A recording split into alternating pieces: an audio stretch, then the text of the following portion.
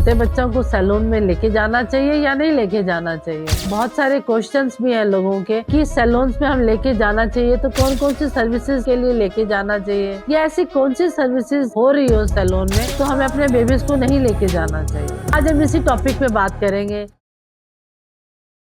हाय दोस्तों, मैं Bharti from Bharti makeup and styling studio से। आज का टॉपिक बहुत अच्छा और मजेदार रहेगा। हाँ, हमें अपने बच्चों को सैलून जरूर लेके जाना चाहिए, लेकिन तब जब उन्हें सर्विस की नीड हो। आजकल तो मैंने देखा है कि बहुत सारे सैलून स्पेशली बेबीज के लिए भी खुल गए हैं।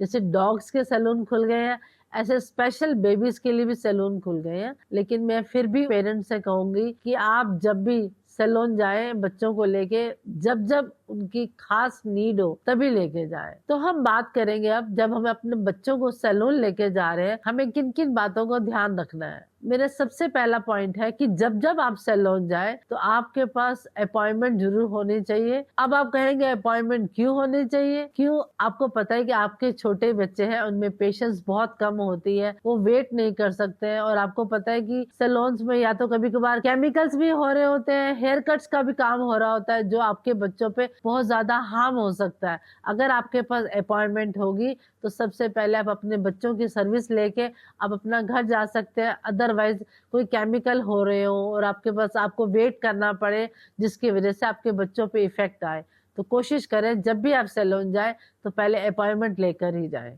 कि जब जब आप सैलून जाए और कोई वहां पर कोई केमिकल वर्क हो रहा हो, लाइक कैराटिन या स्मूथनिंग, आपको पता है कि उसकी इतनी ज्यादा जो फ्यूम्स होते हैं, बड़ों पे तो क्या बच्चों पे भी उसका बहुत बुरा इफेक्ट आ सकता है। तो कोशिश करें कि जब ये केमिकल्स वर्क्स हो रहे हो या तो अपने बच्चों को ना लेके जाएं।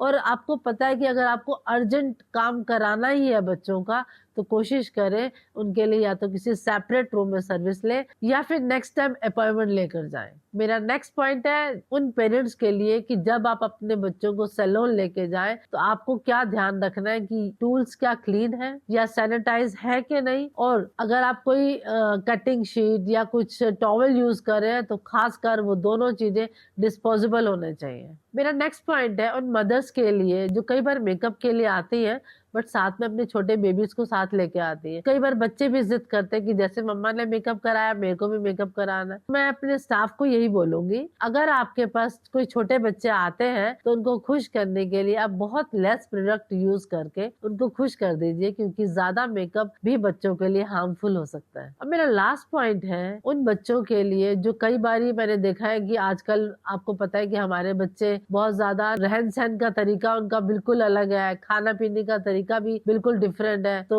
मैंने देखा है कई बार बहुत छोटी एज में उनके बाल सफेद होने शुरू हो जाते हैं। तो हम क्या करते हैं, बहुत ज्यादा केमिकल लगाना शुरू कर देते हैं। कि जब आपको पता है कि आपके बच्चों का कम से कम 20 साल से छोटे बच्चों का अगर बाल बहुत ज्यादा व्हाइट या ग्रे होने शुरू हो गए हैं तो कोशिश करें कि कोई भी केमिकल प्रोडक्ट अभी यूज ना कराए बच्चों पे। इसलिए कि एक तो उनकी स्किन पे, उनके हेयर पे, उनके स्कैल्प पे, उनके आईज पे भी इफेक्ट होने के चांसेस हो सकते हैं। कोशिश करें ऑर्गेनिक कलर्स बहुत सारे आ गए हैं उस तरह के यूज करें। लाइक आजकल बीटरूट का कलर है जो आप घर पे बना सकते हैं। तो आप आंवले को भी अपने बालों में लगा के बहुत अच्छे से कलर कर सकते हैं। दूसरा, गुलाब की पत्तियों से भी कलर किया जा सकता है। कोशिश करें इस तरह के ऑर्गेनिक कलर्स बनाएं और अपने बच्चों के बालों पे लगाएं। अगर आप चाहते हैं कि कुछ ऑर्गेनिक कलर्स की मैं रेमेडी आपको दूं तो आप प्लीज नीचे कमेंट्स कीजिए किस किस टाइप के कलर्स की ऑर्गेनिक रेमेडी चाहिए, तो मैं नेक्स्ट वीडियो उसी पे बनाऊंगी। अब मेरा खास और एक इम्पोर्टेंट पॉइंट है, मैंने अभी तक तो बहुत सारी बातें पेरेंट्स के लिए, बच्चों के लिए कर ली। अब मेरा उन ऑनर्स के लिए और स्टाफ के लिए है। हमारे पास क्लाइंट्स आते हैं और हम लोग मनी माइंडेड होके कई बार उनको गलत गाइड कर देते हैं या फिर उनके ऊपर ध्यान नहीं देते हैं। हमें लगता है कि चलो क्लाइंट है वो करवा रहा है तो हमें क्या फर्क पड़ रहा है। जिस तरह से डॉक्टर्स, जजेस के लिए एक ओथ ली जाती है कि नहीं, हम अपने लालच के लिए कभी भी अपने प्रोफेशन से झूठ नहीं बोलेंगे। तो आज मैं यही कहूंगी कि जब आपके पास क्लाइंट्स अपने छोटे बच्चों को लेके आता है, या तो आप बिल्कुल स्ट्रिक्टली मना कर दें या उनको बहुत अच्छे से गाइड करें कि किस तरह से हम अपने बच्चों का